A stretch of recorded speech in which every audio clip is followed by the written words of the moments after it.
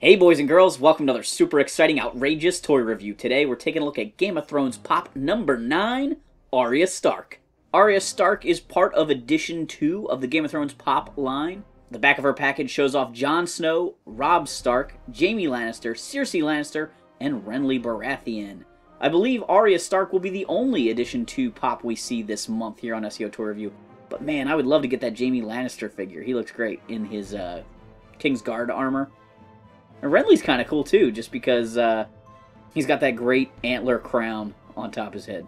Here's Arya Stark out of the package, and I'm going to put out a general spoiler alert right here because I want to talk about Thrones while I talk about the pop.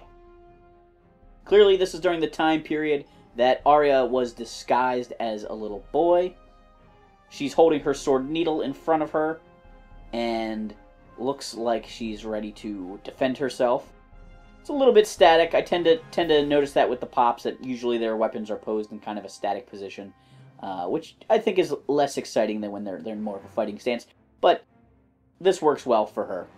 Arya features that 1 point of pop articulation, and we're a little closer up so we can see Needle a little better, as well as some detailing in her tunic and her belt. Arya has definitely been a fun character. She's a character that I've enjoyed the entire time. Some of the other characters have grown into interesting characters, or were more interesting and kind of waned. But Arya has just been fun and interesting the whole time, but gotten more and more interesting as it goes along. Here's Arya alongside Daenerys and Tyrion. Tyrion is a dwarf, Arya is a little girl, and Daenerys is an adult female.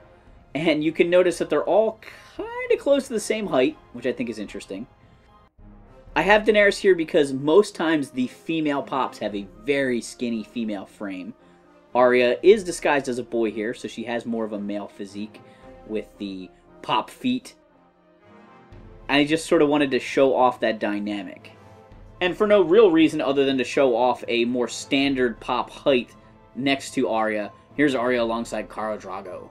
It seems to me like Arya will have to play an important role in this final season, but I don't really see her being on the battlefield. I mean, she'll probably be at the Battle for Winterfell because she's a Stark and, you know, all the characters are going to be there. But I don't see her charging on the battlefield. She's more of an assassin. So I'm very interested to see what role she plays in this final season.